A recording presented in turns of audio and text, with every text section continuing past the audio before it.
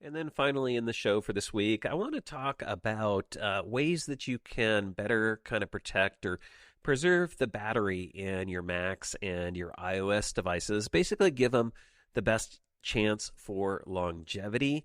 This is really for any device like your iPhone, your iPad, your Mac, anything that has a lithium ion battery. It's generally recommended that for your battery's health, that and this is kind of my way of phrasing it, that you keep the ions moving. Basically, avoid long periods of time where you have your battery in a static state. So either fully charged or completely empty. You want to avoid those two extremes. So optimally, I think a lot of battery experts or people who know this stuff, and I don't claim to be a battery expert, by the way. This is just tips and tricks that I've learned by proxy over the years. A lot of them say you want to kind of have your battery hover between about a 40% state and an 80% state. So kind of use your battery until it gets down to around 40%, maybe 30%. I think you can go a little bit lower than that. That seems a little bit high to me. But then plug it in at that point, let it charge back up to about 80%, and then unplug it. And that will give you the most optimal or sort of best longevity for your battery. It gives it the best health. Now, I think in reality, for most of us, this is not realistic to do on a day-to-day basis. I don't think it's easily followed or easily done. But the reason I bring this up is because Rick emailed me this week asking if there was actually a way to set a setting that could prevent his MacBook Pro from ever charging above 80%. And he said that's because I most of the time keep it connected to power. And he even sent me a link to a project on GitHub called BCLM, and it's a wrapper for setting the battery charge level maximum, BCLM, value in Apple's system management controller, in the SMC. So on your Mac, there's a system management controller that handles a lot of like the battery stuff and power and a number of other things. You may have heard me talk about ways to reset that, because sometimes if you're having like wake from sleep problems or other battery kind of issues with your Mac, you'll want to reset your SMC. But you can use this little tool to go in and adjust the max charge level value, basically setting it to whatever you want. So you can say, hey, don't let my battery charge more than 80% using this tool. And that's cool, and it's an option, I guess. But I would be very careful using anything that goes in and modifies the intended behavior of your operating system, modifies it in a way that Apple didn't intend you to use it. So it's really a power user thing. I would not recommend it for the average user. I'm telling you about it because it is a thing that's out there. I have not personally used it. I actually wouldn't use it on my system.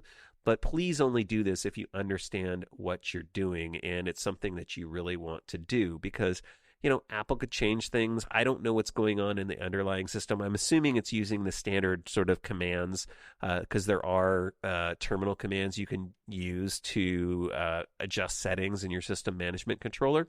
So it's probably okay, but again, be very careful when doing something like this. And if you are really worried about this, I think it's just the easier thing to do is build up good habits, right?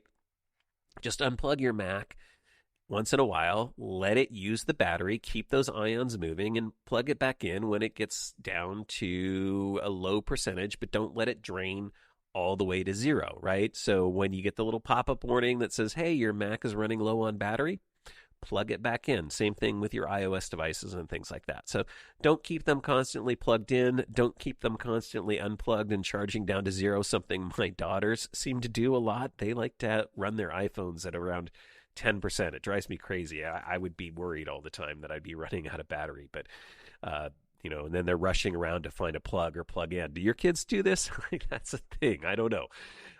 But I would worry about that. And then, the other thing about this is that Apple, in the more recent versions of the operating system, actually has built in technology to kind of try to help with this. And so you don't even really have to worry about it that much if you're running Mac OS Big Sur or later. They've built in a mechanism that'll basically slow down or stop the charging when you get up to 80%, and then charge it higher when it knows you're more likely to disconnect your Mac from power. So basically, it monitors your charging behavior and then makes sure that when you go, say, in the morning to unplug your device every day at 8 a.m., that it makes sure that by 8 a.m. it's charged up to 100%. But prior to that, it will only charge it up to 80% when it's plugged in.